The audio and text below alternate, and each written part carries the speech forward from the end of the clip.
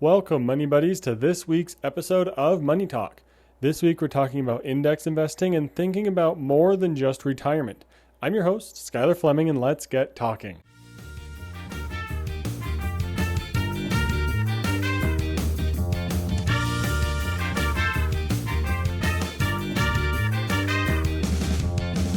It's been a while since I did an episode about index and simple investing, and you'll hear me mention it a lot in various episodes, but today we're going to dive head first. And today's Money Buddy brings a great conversation, so make sure you stay tuned for that. Have you ever wondered how you can get started with investing when you don't really want to worry about it? This episode is going to be just what you need to help you figure out and learn how to invest in a simple way that you can set it and forget it. And forget about the stress of trying to pick the perfect company and understand all the jargon and confusion that I think is on purpose to confuse the everyday person around investing. We're going to talk about how you can balance those competing goals like paying off debt or saving for a house, all while trying to invest. How do you do all of that all at once? It can be a real headache, but today's episode is going to help you figure that out, and it's going to be the perfect painkiller for those tricky investing conversations. And if you're curious how to get started with investing, go to the show notes and send me an email or a message. Please reach out. I would love to help any one of you get started and get investing set up in your own life, and I'd love to meet more of you listening to the show. No story time for today, so let's keep this train rolling and get into today's Money Buddy. Nicole is a wealth strategist and founder of Pearlvest Capital. With over a decade of experience in private wealth management, Nicole helps her clients build meaningful wealth through strategic financial planning, wealth strategy, and investing. The money talking points for this episode are: what if I don't want to manage my investments but want to do it on my own? 2, how can I invest towards big goals besides retirement? And 3, how do I break the cycle of always being in debt and never being able to invest? With those money talking points in mind, let's get talking and welcome Nicole to the show. Hello, thank you for having me. Yes, this is going to be a great conversation. We're talking about investing, which is a topic that can be scary for people to bring up.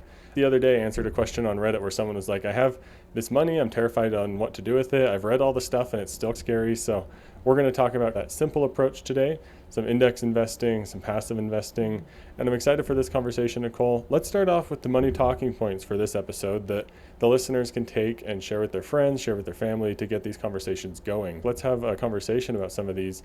What if you don't want to manage your investments, but you want to do it on your own? So you don't want to pay someone, but you don't want to be in the weeds every day selling and buying stuff. Yeah, this is where passive investing wins out because you don't have to do the research. I'll go into what passive investing is first and then talk about how that will allow you to do it on your own without having to manage your investments. Passive investing is simple at its core. Think of it like this. You're buying an investment, usually in an index fund or an ETF, that's designed to match the performance of a specific market index. So it could be the S&P 500, which is 500 of the largest companies in the US, or even the entire US stock market.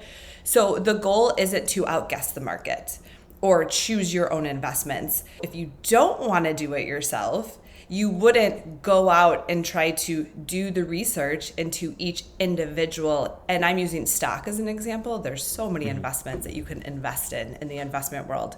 You wouldn't go and say, okay, I'm now going to teach myself how to be a research analyst and figure out what stocks to buy. That's if you wanted to do it yourself and create your own investment portfolios. But the goal with index investing, passive investing, isn't to beat market or guess the market. It's to ride along with it. So an index fund and passive investing, essentially you automatically hold all or a representative sample of the companies in that index. So let's say the S&P 500, you don't own all the individual stocks, you own a percentage of each individual one. So no late night stock research, no trying to pick the big winners, it's all built in. And if you utilize passive investing, you can do that. You don't have to do the research and pick the stocks and let it invest it for you. There's some other nuances that we can get into. That's a very high level, simple explanation. So we can get into more of the details in the weeds if you want to. I'm sure we'll get into it a lot more as we do this episode, but with these money talking points at the beginning, that's a great response right there, that any of our listeners could bring up that point to a family or friend and have that conversation, but kind of have what you just said in their back pocket. And one of the thoughts that came up for me is you're kind of talking to your friends and family. It's easy for them to say, oh yeah, I wish I would have bought Apple, Microsoft, or NVIDIA 15 years ago. And that's where I think passive investing is so key, is you have no idea in 15 years what's going to be that one stock that you wish you would have bought. Of course, hindsight is easy to stock pick. Like, it's easy to guess the ones at the top when you can see it a few years later. That passive investing you're talking about takes that out of it a little bit. Absolutely, 100%.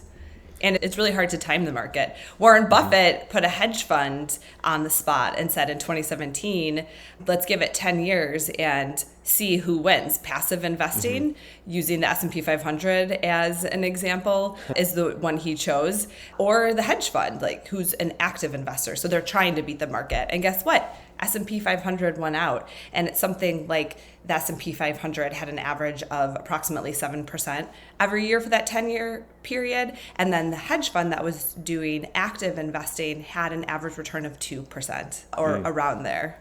I wonder if that includes fees and everything as well, because it may not. It may just be, here's what the investments we chose, and then you have fees on top of it that take it down even further. So yeah, that's this a good doesn't point. have to be so complicated. And if you're trying to chase those returns, often you're going to miss the mark. Like, it just does that difficult. And that's what's awesome about index funds and just set it and forget it. Like you mentioned, do you want to become a research analyst? Most people don't even want to deal with their money in general, let alone research stocks. Yeah. But you can invest beyond just retirement. And this is also a great question for our listeners to bring up to their friends is, are you investing towards other goals like saving for a house? Maybe you're investing for a car purchase that's going to be in many, many years down the road. How can people invest beyond just retirement for their big goals? Yeah. So retirement is the largest investment that most people will make in their lifetime. And so if you use that as a starting place and figure out what you want to be investing and how much you want to be invested and how you're investing that, whether it's a 401k, IRA, Roth IRA, combination of all of those. That's number one. You don't have to have that figured out to the perfect percentage and the perfect investment, but as long as you know you're taking advantage of your company's match, you're doing as much that feels good right now for you. I always suggest as much as you can figure out what that number is and get as close to knowing what you need for retirement and doing all that work. Great. There's some great retirement planning calculators out there. I love NerdWallet's resources. They have an incredible suite of calculators you can use.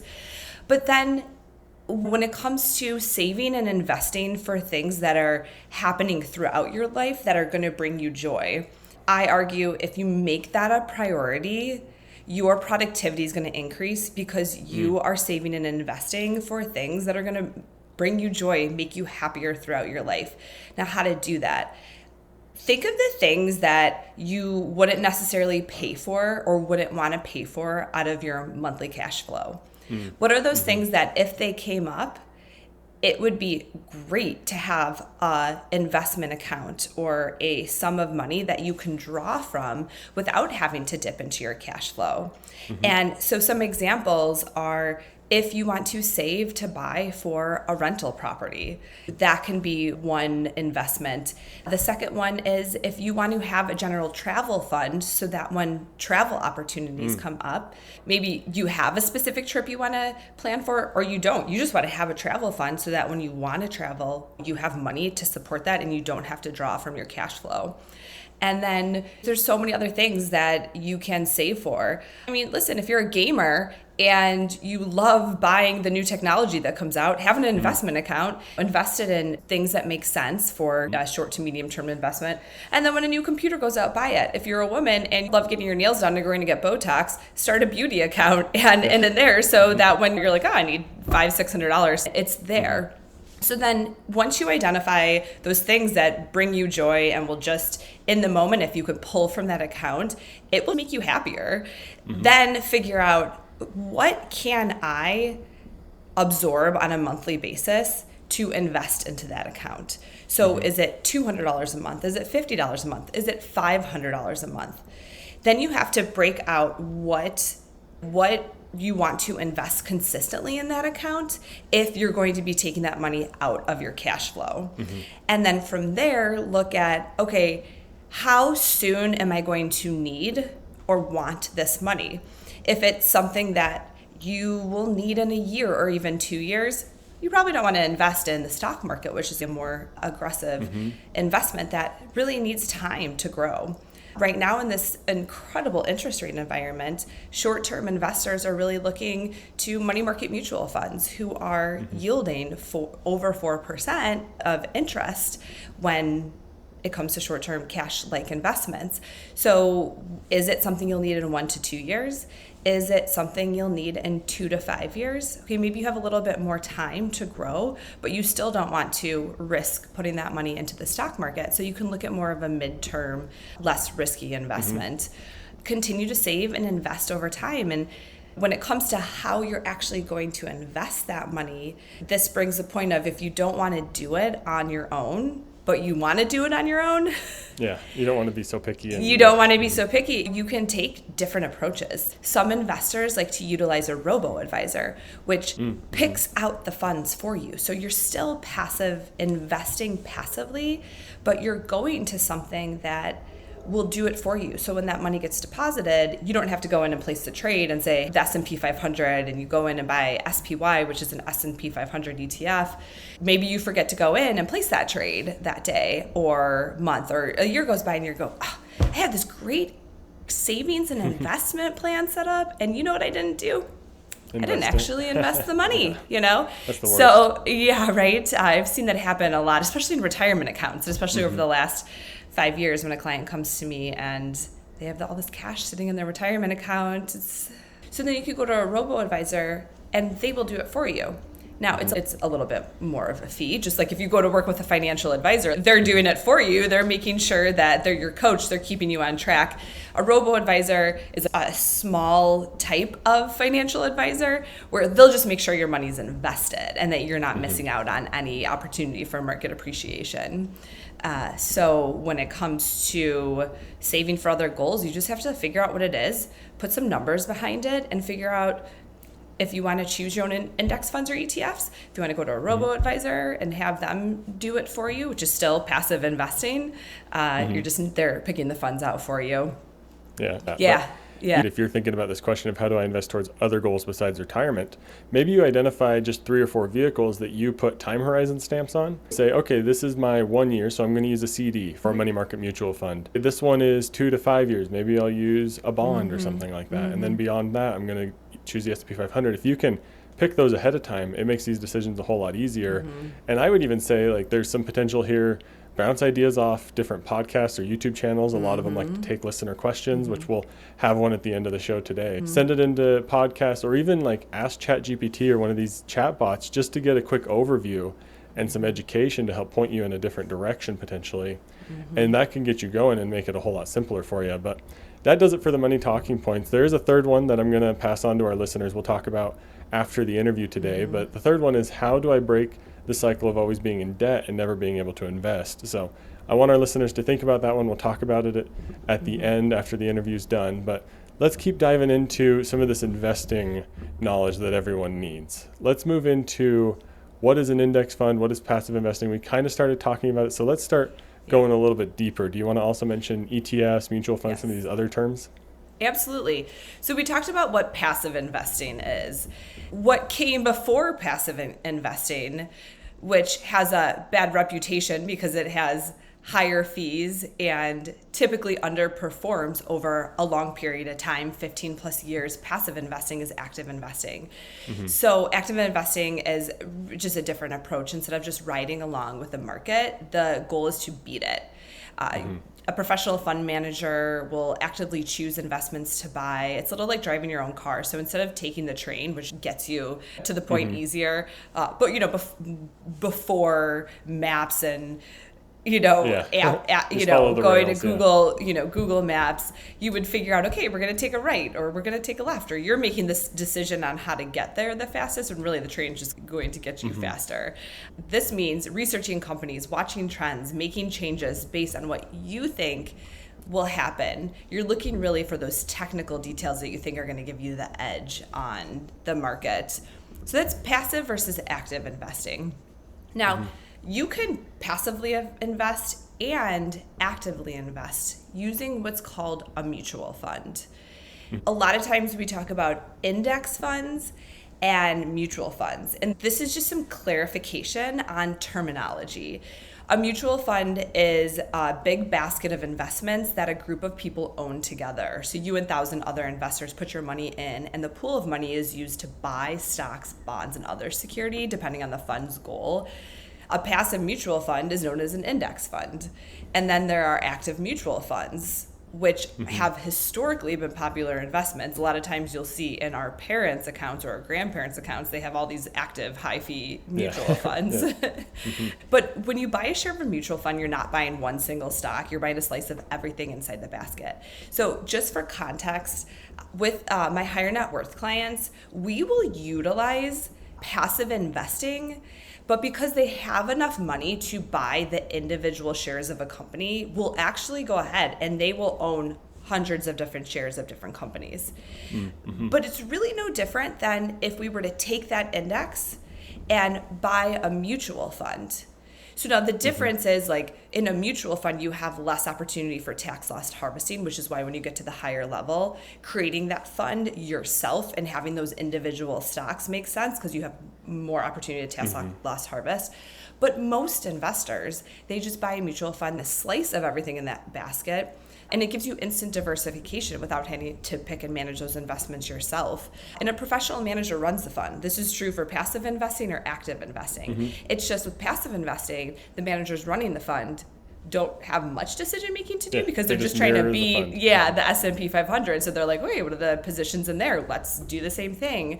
And then an active manager is doing all the technical research, and they're spending lots of time and energy and manpower to create these funds, which then higher fees flow through to the investor.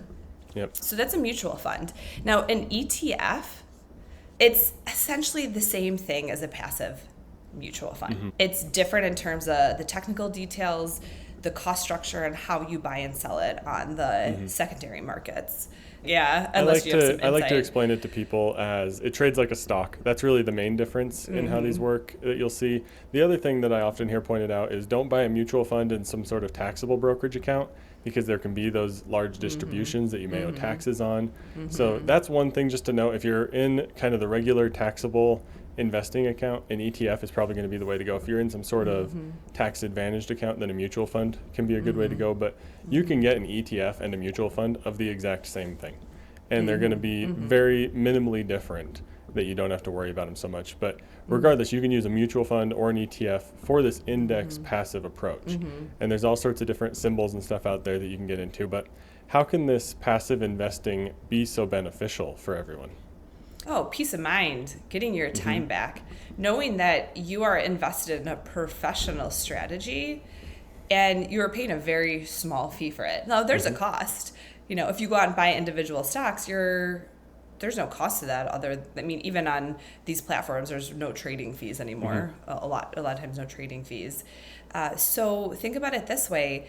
You are passing off the decision making to a professional. I mean, an index fund and an ETF, they're professionals. Think of it as your little professional investment manager. And look at it as like the whole economy. Like you're investing in the 500 largest companies. They're going to do okay. Yeah, absolutely. And obviously this is a really good long-term investment strategy when it comes to, if you're talking about stocks of the S&P 500. It just will allow you to focus more on earning money, focus more on your career or your life or those other goals you want to save for. It really takes an incredible burden off your back because they're easy to invest in. You're not investing in a private company or something super risky. I mean, there's always risk involved in investing, but it's just really I call it a set it and forget it strategy, but depending on how you implement index investing, depends on how much is the set it and forget it strategy. You always kind of want to check in and make sure your particular asset allocation is in line.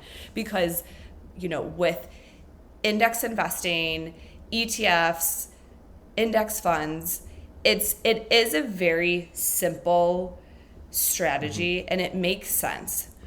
But what's really good to understand is that it's not just the S&P 500. An index fund isn't just investing into the US stock market. You can buy an international fund if you want international exposure. If you want to invest in real estate, that's something that interests you, but you're not ready to buy that vacation home that you want to rent out or invest in a private commercial property deal. There's products called a real estate investment trust, which is essentially a mutual fund for real estate holdings, and there's bond funds and gold funds and commodity funds and, even crypto funds at this point. Really it depends on the type of investment. And, if you're a passive investor, then there's products out for you to get exposure to that asset class. Yeah, I like to think of it as kind of a paint by numbers, where you can be individually looking at like specific spots that you're trying to paint. That's individual stock picking. But you can also take a step back and see the whole picture, and you can choose individual funds instead of individual like pixels or stocks, so to speak. You can be a little bit bigger with it and a little bit broader with your decisions, which makes it a whole lot easier. Because if you had to say, I want to start investing in stocks all over the world now, I don't even know the first thing about what companies are considered stocks outside of the United States. Like, I wouldn't even know where to find them. Do I have to do it on some other do I have to convert my money to a different currency? Like, you just begin to think, I don't even know what to do to pick a single stock in the United States, let alone how to evaluate a company that's working in a different currency, different time zones, different cultures, all that sort of stuff. When you can just buy this like total world fund. And I check our investments quarterly. We're just continuing to put money in there, so it's automatically rebalancing, because that's something that I wanted to mention, is there could be potential for some of these small things that you could potentially do to help your portfolio, like rebalancing. But that's not something that you really need to worry about if you have this percentage and you just keep aligning it with as you're contributing money. But it doesn't even have to be that complicated. You mentioned these robo-advisors. I know there's a good account out there. It's with M1 Finance, where you set up your pie, is what they like to call it. It's just your asset allocation. And you just dump money in there, and it'll automatically maintain the percentages and buy stuff for you automatically. It's a really cool tool. And that if you wanted to set it and forget it, they exist. Like, there's ways to do that. But to mention how this affords so much opportunity, you don't have to worry so much about investing. You don't have to become that research analyst. What kind of opportunities have you seen in your life because of a more simple approach? Let's say we're talking about taxable accounts. So retirement aside, I think retirement is such a long-term strategy that watching that money grow over 30 years is incredible. It's great.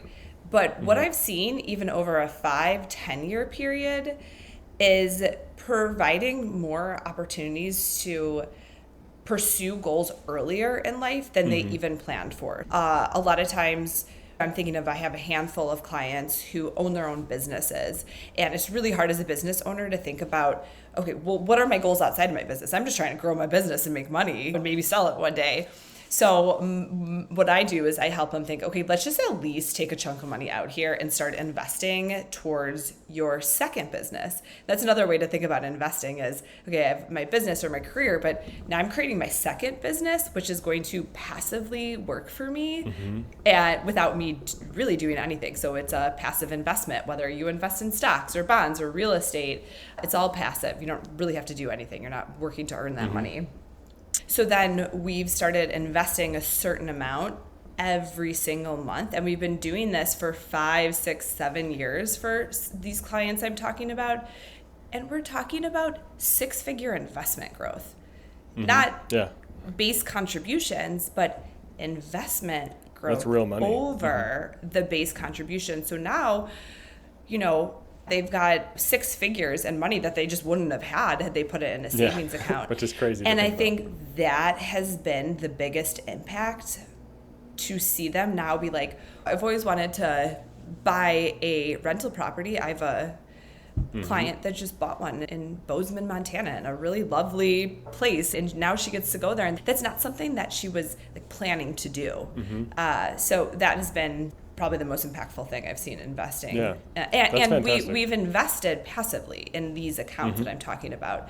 It's just, it depends on, do you want to do it yourself passively, or do you want to make sure that you're hiring somebody who's really going to do all that financial planning for you and get into the weeds and do advanced financial planning to make sure we know exactly what index funds are right for you? You don't have to do that. You don't have to do this big, massive financial plan. But clients come to financial advisors to say, okay, we want you to pick out index funds and make sure you are doing it in a way that aligns to my goals, because I really don't want to do it. These clients have been invested in ETF strategies that track different indexes. Now, most of these clients are in aggressive strategies because they're younger, they're longer term investors. It's just different asset allocation based on risk profile and time horizon. Yeah, and if you want to see magic in real life, compound interest, it is magic because like you said, this person is now able to take an opportunity that they would have probably never considered if their money was just sitting in a savings account. It wouldn't even have crossed their mind. So they wouldn't have regretted it. They wouldn't have thought about it at all. But now they're able to take it, benefit from it even more, keep that second side business, that passive investing growing. And my wife and I have a very similar story. We're not on that level where we're throwing those kind of numbers around, but my wife... You will be, though. That's what I say. We're talking about it because you guys, your listeners will be there. Yeah, if you're starting out with $10,000, $20,000, like I've shared before that my previous job's 401k, half of it was growth and employer match. So like that's important to just make sure you're getting that match, putting some money in there. It's practically doubled because only half of the money in there is base. And it was only like 3 or 4 years with the employer match and market returns and things like that. And then that's where we've seen this opportunity is in our HSA, which is another investing vehicle. Yeah. Because we've seen that money grow to a point. My wife has one of those letters to be able to use our HSA for a massage. So she gets free massages essentially because the growth on the money every single month, I'm like, I don't care. You could get a massage every 2 weeks, every month. Like the money is there because it's grown and we're just taking off the growth. We're not even using the principal in the account. Why would we care? Like we could just throw money around almost. It's a little bit fun. I love that you brought up the HSA. I think it goes back to one of the questions you ask, which is how can passive investing make your life easier? HSA, a quick story. My husband and I have been investing and contributing the family max into his HSA for a while now. I think it's been 5 years ago we started. I just turned 40 this year. Wish somebody would have told me about HSAs when I was 20 because there'd be a lot of money in it. But 5 years ago we started investing into an HSA and luckily we had great market timing. But we invested passively. We invested into the S&P 500. I think we just do SPY and maybe a few other. And I'm not trying to give investment advice, just providing a little context as to how we approach this. But nothing crazy. There's no stock. Yeah, nothing crazy. Like I'm just investing passively in it. And because of great market timing, the last 5 years have been really great if you're investing in a US stock index.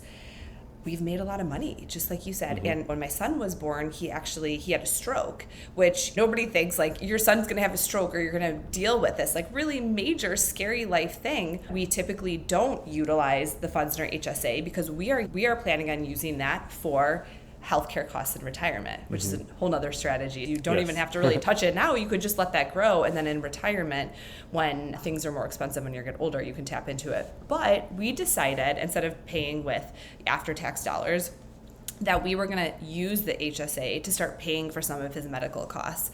And those are significant. Like life throws you things sometimes that you are not prepared for. I mean, we're talking about now adding a cost to our yearly expenses of thousands and thousands of dollars. Like we at least need to meet our deductible, and we have a high deductible plan, which is $5,500, and then out-of-pocket max is $6,500. So we know that we have to add a cost of $6,500 to our yearly budget every year, probably for the next, at least 5 years plus. He's doing great, by the way, you guys. If you saw him running around, he's like the happiest kid because we're putting literally hours of therapy into him every day. And he's such a joy and so beautiful, but that's a way. And you know what? That could have easily caused me to be stressed out, anxious.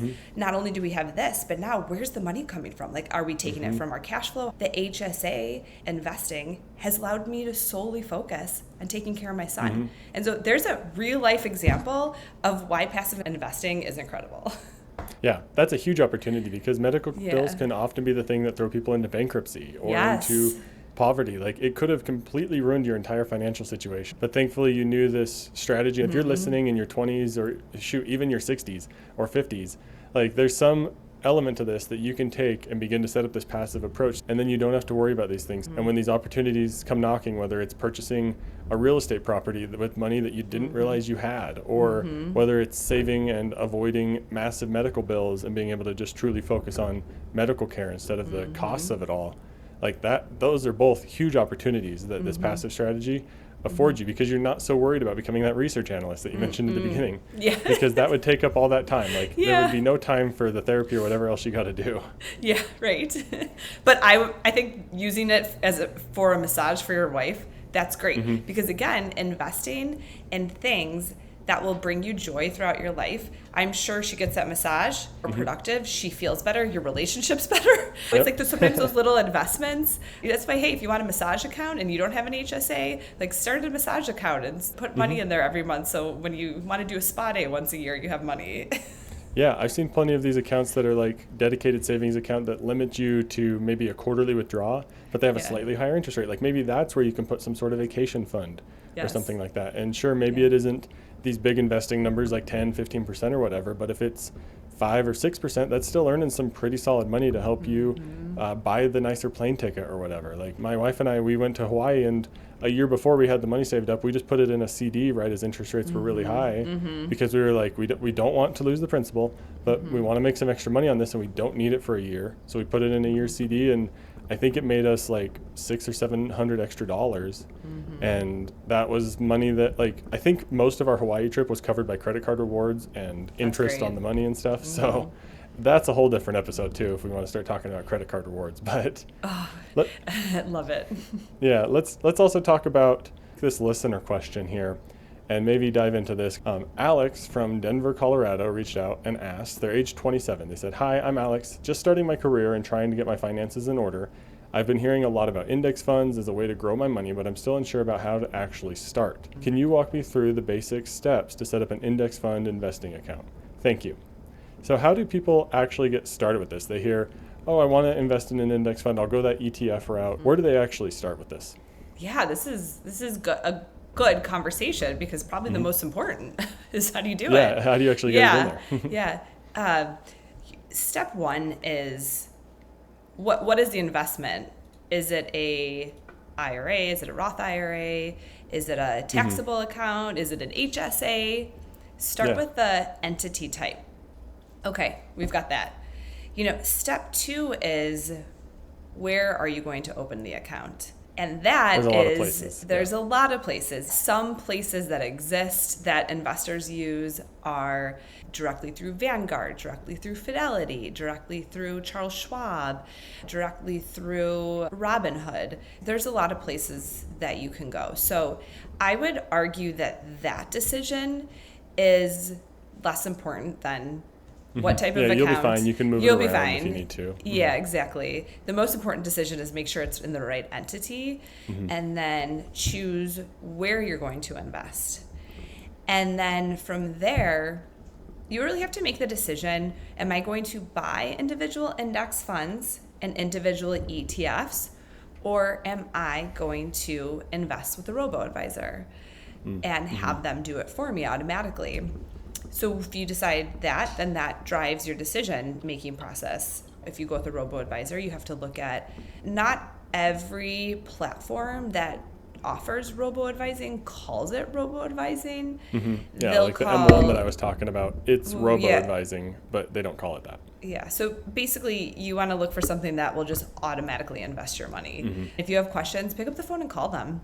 Fidelity will answer, Charles Schwab will answer, and they'll walk you through exactly what the products are and how to invest. Then if you decide to do it yourself, okay, we've made that decision. We're going to do some research and figure out what index funds you're going to buy based on your risk profile and your time horizon, how long you need until you want to access that money. And then I would argue just open the account first. Don't worry about making the investment decisions. Open the account. So when you go to open the account, most of the time you just go to the platform, and I'm just going to use Fidelity as an example. You go to Fidelity, you choose to open an account, and then it's going to ask you what account type, and this is critical. So you want to make sure you're opening the right account type. Matters for tax circumstances. And if you're, want to start investing into a Roth IRA and want to make a contribution, make sure you opened up a Roth IRA, not a traditional IRA. Yeah, there's tax limits, there's yes. contribution limits that are different. Yeah. Yeah, so that's critical. And then once the account is open, fund it. Mm-hmm. Set up your automatic savings and investment plan. If you are taking it out of your monthly cash flow, you're automatically going to be doing something called dollar cost averaging. Mm-hmm. And make sure that's set up and moving. If it's a lump sum, get that money in. And then from there, look at how you want to approach it. If it's a robo-advisor, boom, it's automatically invested for you. There's really nothing else you have to do besides check in and make sure it's actually invested.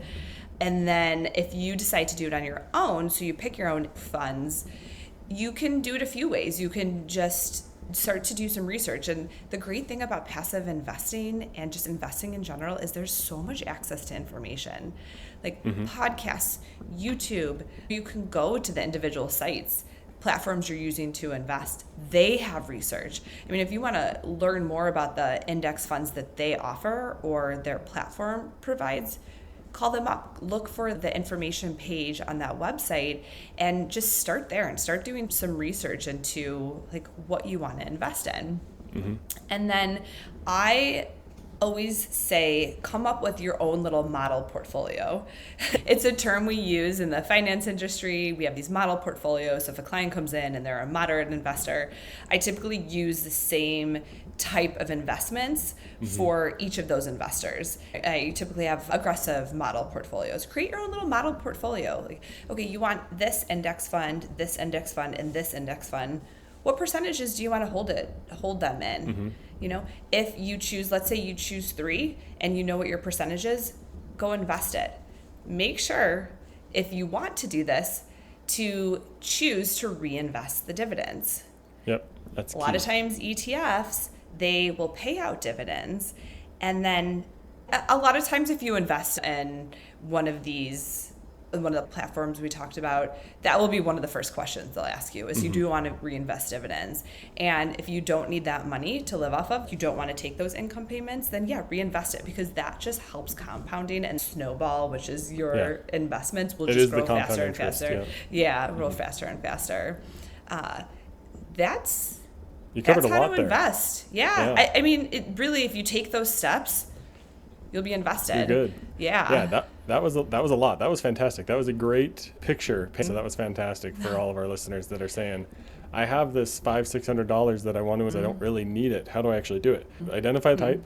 For Alex in Denver, age 27, a Roth IRA is not a bad idea. If it's before retirement, having that be tax-free, which is what Roth means, like you're contributing after-tax money, so it grows tax-free.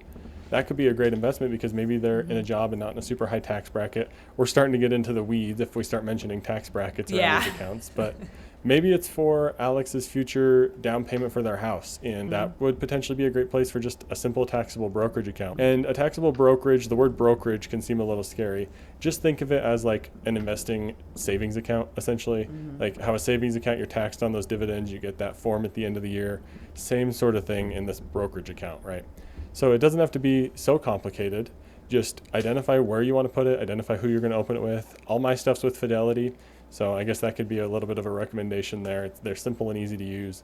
And like you mentioned, those model portfolios, that's kind of what I talked about in the beginning, where you have, if I want the money in 2 years, it's a bond. If I want it in 5+, it's this index fund approach. So when you identify that, you take out so much guesswork. Like I haven't thought about where our money is invested in 3 or 4 years because we set that up years ago, and it just is plug and play. Just keep throwing money at it, and that's all we really have to do. So let's hope Alex can get to that point. I think after your great explanation, they'll at least be able to get started, and then you just keep chugging money away into it, and you don't have to worry about it so much. But we're heading towards the end here, so I got 2 final questions for you.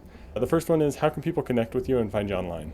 Yeah, they can go to pearlvest.com, pearlvest.com, and sign up for my monthly newsletter where I talk about current financial topics. I send it once a month, but if there's some breaking news in the news cycle, I will send off one-off emails to just educate people on what's going on.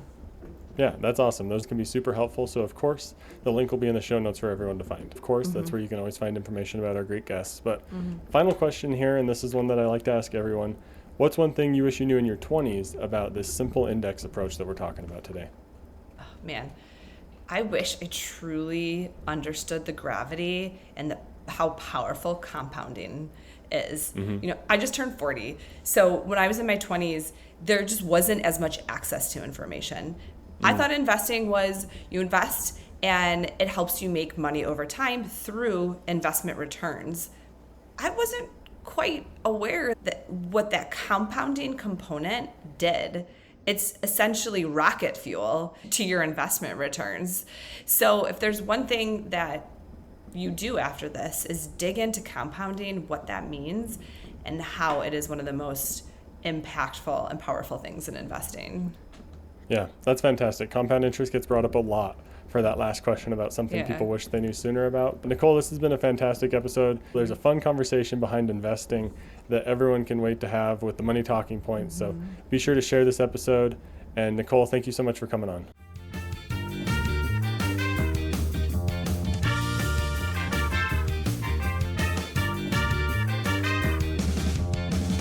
Thank you so much to Nicole for coming on the podcast. Just a quick reminder, we did the money talking points at the beginning of the episode. So let me know what you think about those and if you like it. And I think it's going to be here to stay because I really enjoy that extra conversation that I get to have with each and every one of our money buddies. So let me know what you think. Submit me an email with your feedback or submit the contact form on my website and let me know what you think. But to wrap it up, there's one money talking point I still want to talk about. How do I break the cycle of always being in debt and never being able to invest? This is a common question that I hear come up a lot. And my first tip is to try to start small. It can be extremely difficult to go from 0 to 100 in terms of anything, let alone investing. You've never invested money before. So yeah, it can be pretty difficult to suddenly flip the switch and make investing your identity, right? Maybe you want to be an investor, but you don't know how to get started. So start small. Start with $5. Heck, even just $1. Something to get your mind used to a withdrawal from your account into your investing account. Start small and ease into it, and then it won't be so scary. We had to do this with me and my wife. She didn't want to start sending large sums of money over to our investing account, whereas I was a heck of a lot more comfortable with it. So we started with $100 a month. And just recently, we had a month where we invested $3,000 in 1 month, followed by a month where we invested $4,000. It can be done if you're the person that wants to start sending massive amounts of money to your investment account. Start small. That way you can begin to see what it's going to be like. You can watch your account fluctuate and get used to those changes. And remember, make sure you're thinking about your ups and downs in your investment account in terms of percentages and not dollar amounts, because 5% of $100,000 sure looks a heck of a lot larger than 5% of $10,000. So you do need to be aware that those numbers are going to start getting bigger.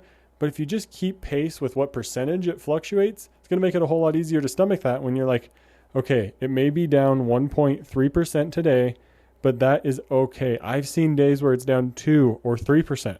Now, sure, your account value is a lot less, so those 2 or 3% seem like they were a whole lot easier to stomach, but think in terms of percentages, because those are going to match as you keep going. Your percentages are going to be relative. Don't look at the specific dollar amounts lost, and also remember they're just paper losses. We've seen days where we've lost several hundreds of dollars in our investment accounts, but they're just paper losses. We didn't realize them. We didn't sell when it was down, so we didn't actually take that loss. And guess what?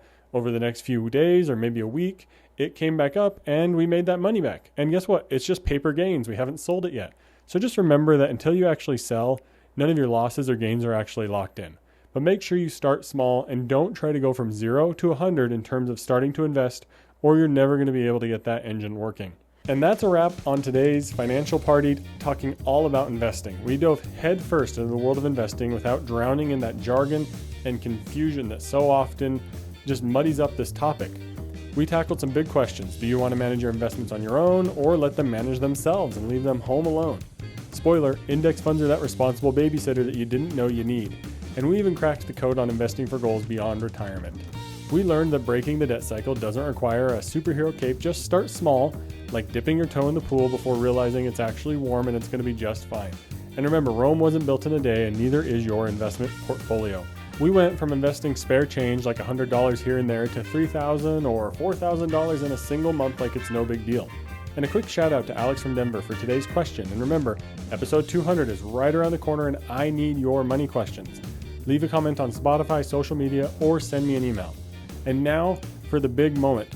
Did you know that consistently investing in index funds over the long term has historically yielded an average return of about 7 to 10%? Those are the numbers that are commonly thrown out there, and that's right. Your money can work harder than you, and it doesn't even need a break or a retirement. It just keeps going. So let's get out there, invest wisely, and maybe, just maybe, you can retire before your parents.